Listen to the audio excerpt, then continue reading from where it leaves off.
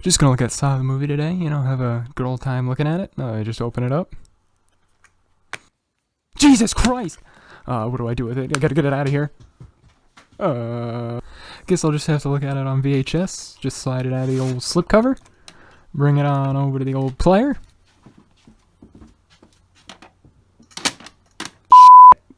I have an idea, I'll just switch formats.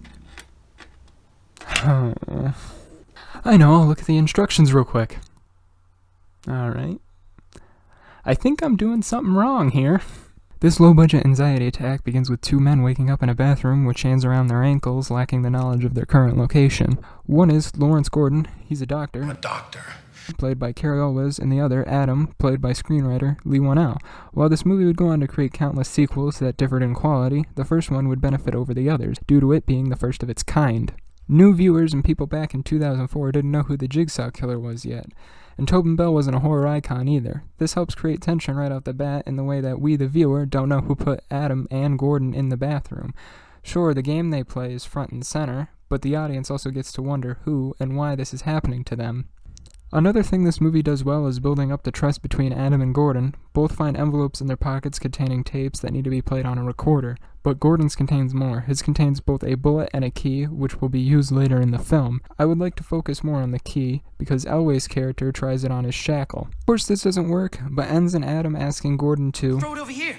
Gordon does hesitate, but in the end throws it over to Adam's side. While this seems small, it helps build trust between both the characters and also making it easier to believe that they would throw more important items later in the movie. Adam gets the tape recorder through a little bathroom magic, and we hear that iconic voice for the first time. Fingers! His tape introduces another great idea to the film. It's the idea that the people in these traps aren't necessarily bad people. Sure, they're not perfect, and in later installments would actually be bad people, but Adam's reason for being in the trap isn't exactly execution-worthy. Jigsaw's reason for putting Adam in the trap is that Adam constantly lives in the shadows and watches others live out their lives.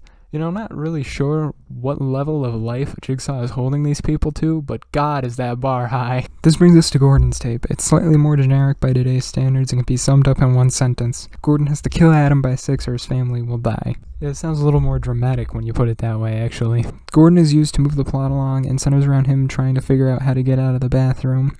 Then Adam finds the hacksaw and we hear the famous line, He doesn't want us to cut through our chains. He wants us to cut through our feet.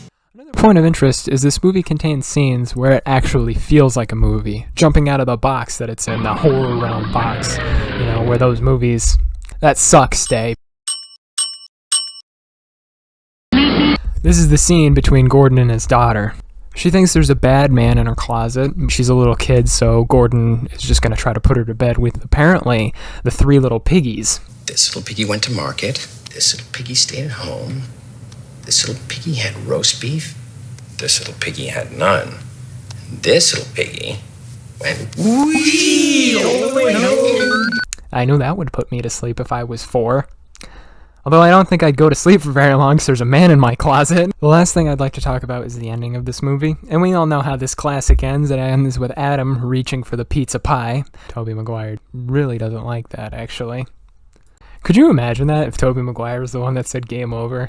Like he goes to shut that door and Tobey's just like on the other side. I'm gonna put some dirt in your eye. After being forced to sit through the pizza pie ending, I'd like to actually give a real bonus. I'm gonna play my own game.